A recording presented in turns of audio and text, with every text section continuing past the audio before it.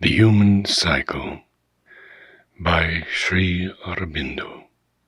Chapter 2. The Age of Individualism and Reason. Therefore, on every individualistic age of mankind, there is imperative the search for two supreme desiderata. It must find a general standard of truth to which the individual judgment of all will be inwardly compelled to subscribe without physical constraint or imposition of irrational authority.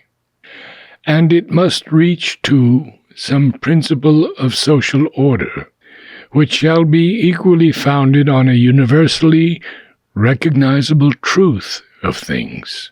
An order is needed that will put a rein on desire and interest by providing at least some intellectual and moral test, which these two powerful and dangerous forces must satisfy before they can feel justified in asserting their claims on life.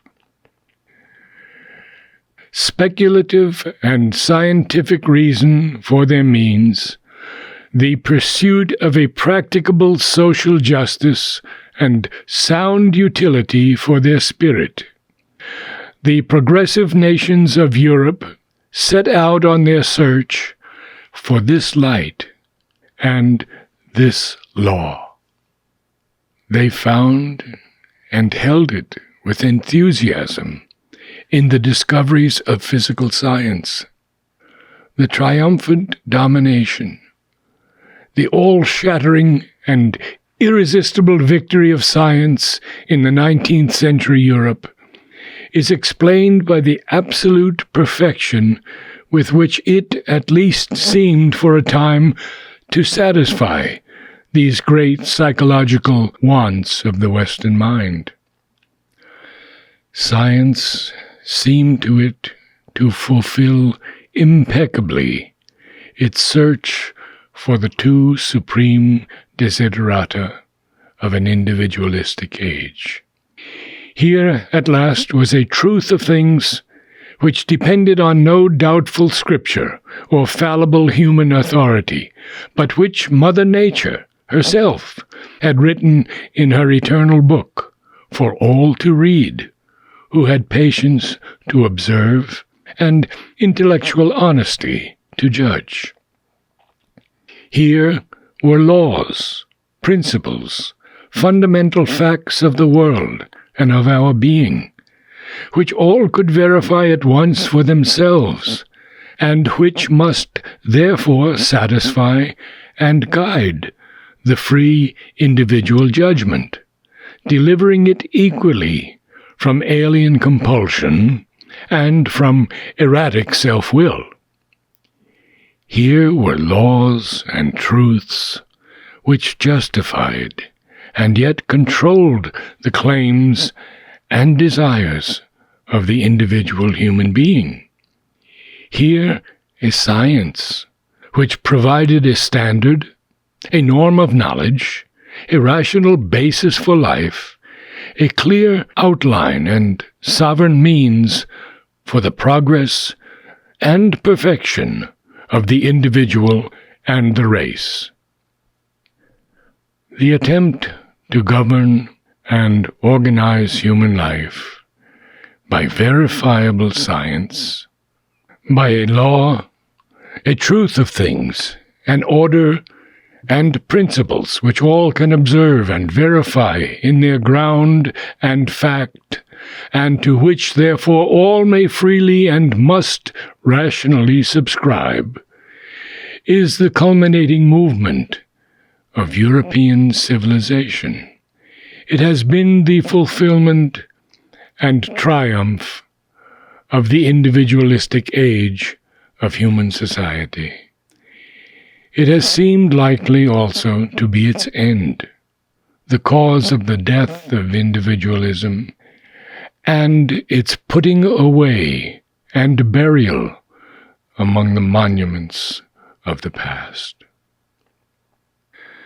For this discovery by individual free thought of universal laws, of which the individual is almost a byproduct, and by which he must necessarily be governed, this attempt actually to govern the social life of humanity in conscious accordance with the mechanism of these laws seems to lead logically to the suppression of that very individual freedom which made the discovery and the attempt at all possible.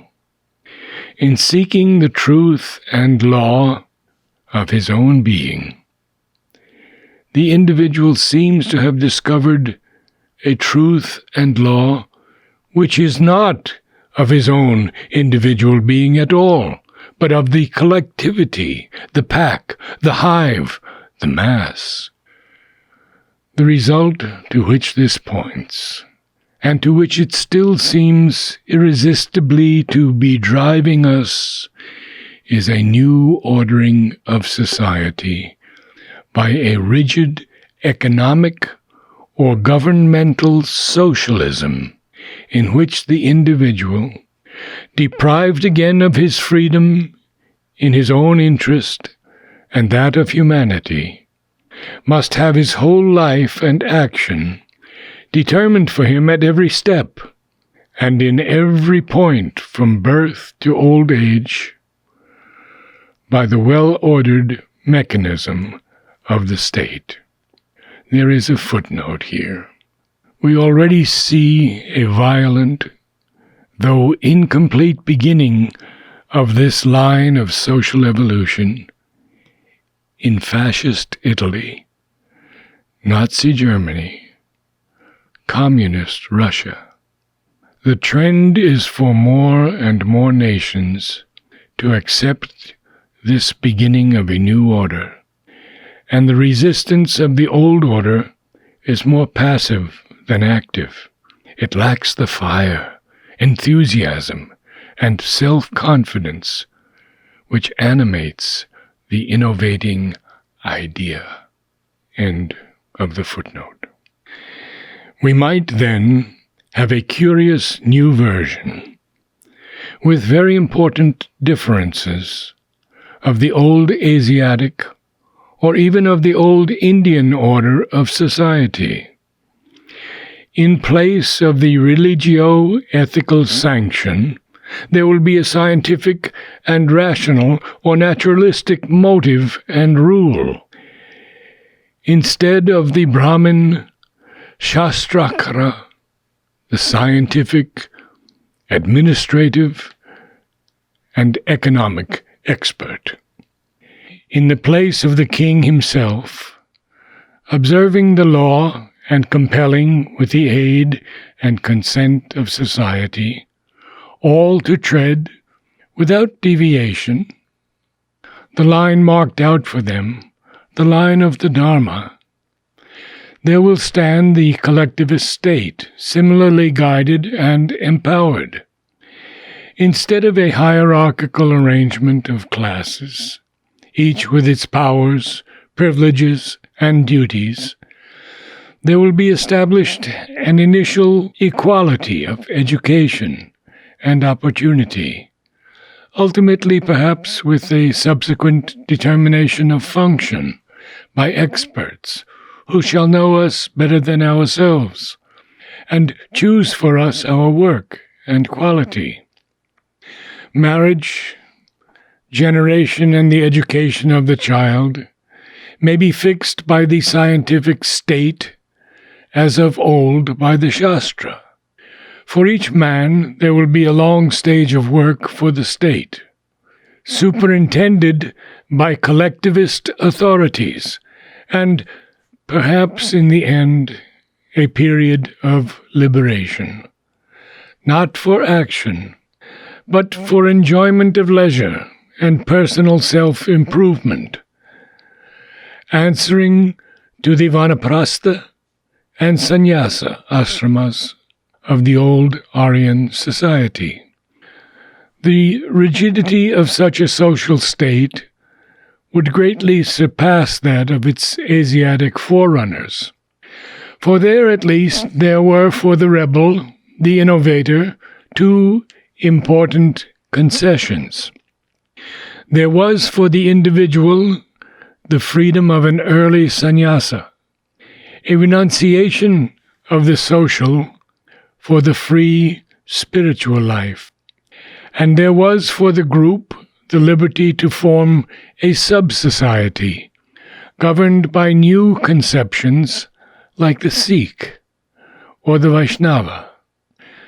But neither of these violent departures from the norm could be tolerated by a strictly economic and rigorously scientific and Unitarian society.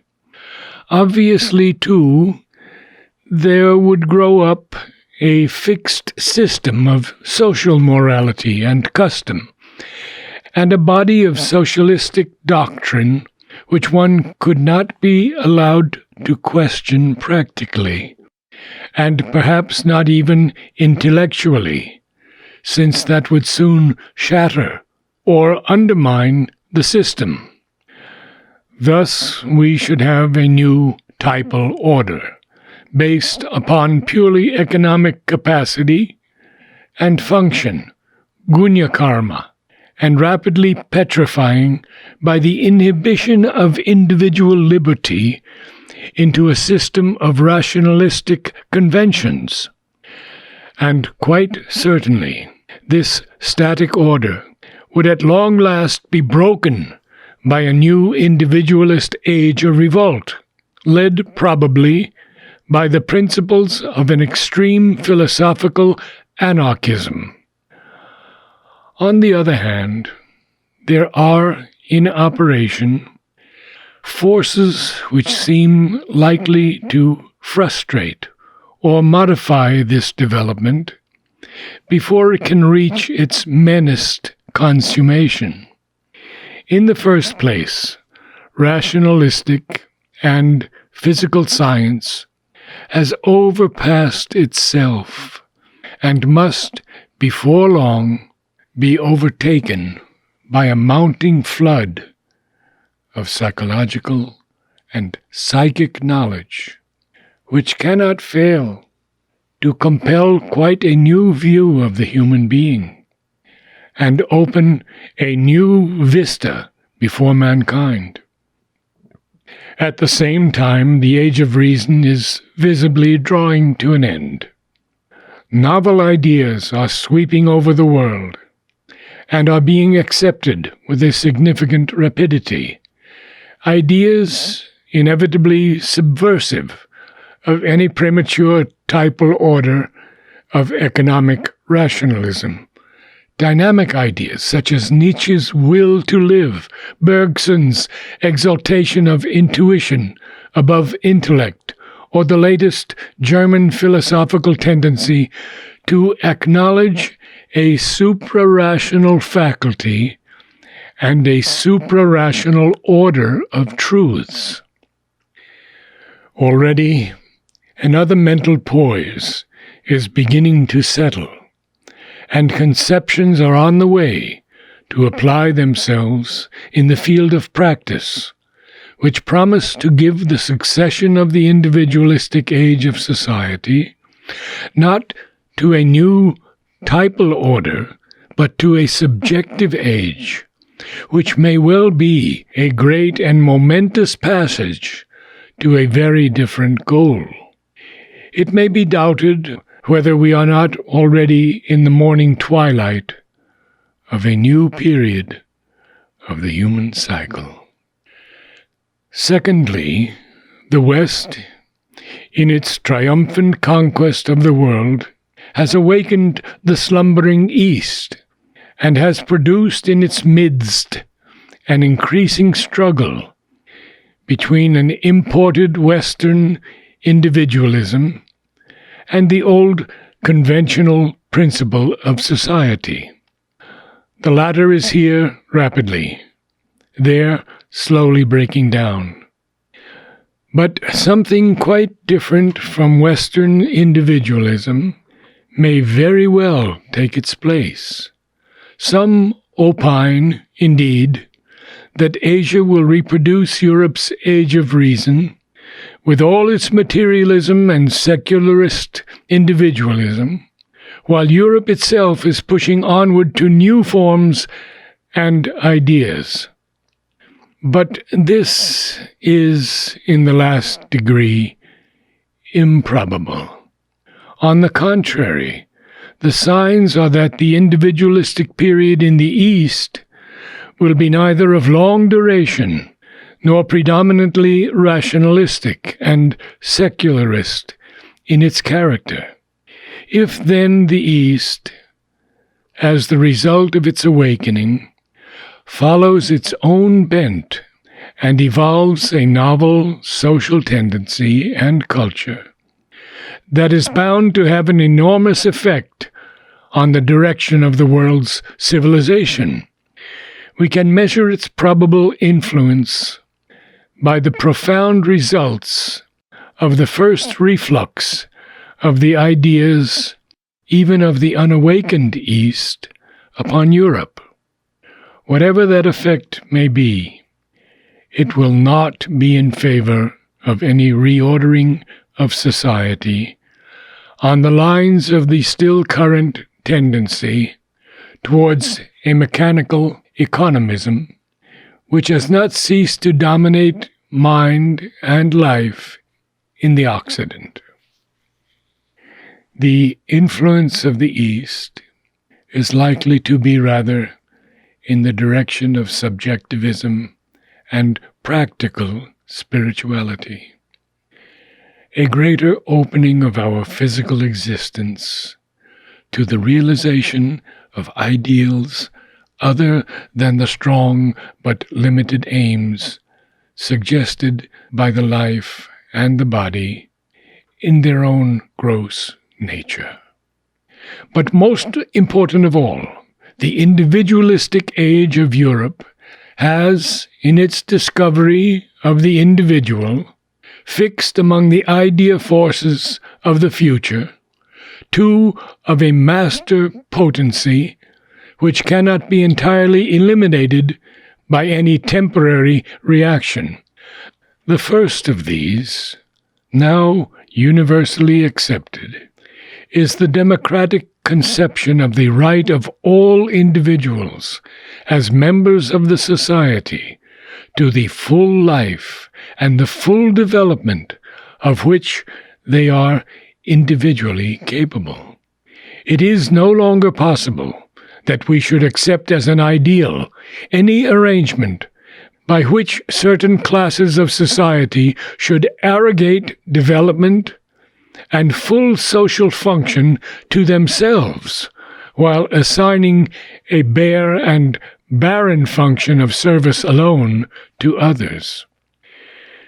It is now fixed that social development and well-being mean the development and well-being of all the individuals in the society, and not merely a flourishing of the community in the mass, which resolves itself really into the splendor and power of one or two classes.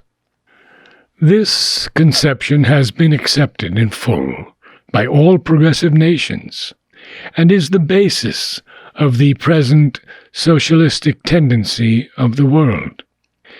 But in addition, there is this deeper truth which individualism has discovered, that the individual is not merely a social unit. His existence, his right and claim to live and grow are not founded solely on his social work and function. He is not merely a member of a human pack, hive, or anthill. He is something in himself, a soul, a being, who has to fulfill his own individual truth and law, as well as his natural or his assigned part in the truth and law of the collective existence. And there is a footnote here. This is no longer recognized by the new order, fascist or communistic. Here the individual is reduced to a cell or atom of the social body. "We have destroyed," proclaims a German exponent, "the false view that men are individual beings. There is no liberty of individuals. There is only liberty of nations or races." Back to the text. He demands freedom, space, initiative for his soul, for his nature, for that puissant and tremendous thing which society so much distrusts and has labored in the past either to suppress altogether or to relegate to the purely spiritual field an individual thought, will, and conscience. If he is to merge these eventually, it cannot be into the dominating thought, will, and conscience of others, but into something beyond, into which he and all must be both allowed and helped freely to grow. That is an idea, a truth, which, intellectually recognized, and given its full exterior and superficial significance by Europe, agrees at its root with the profoundest and highest spiritual conceptions of Asia, and has a large part to play in the molding of the future. Namaste.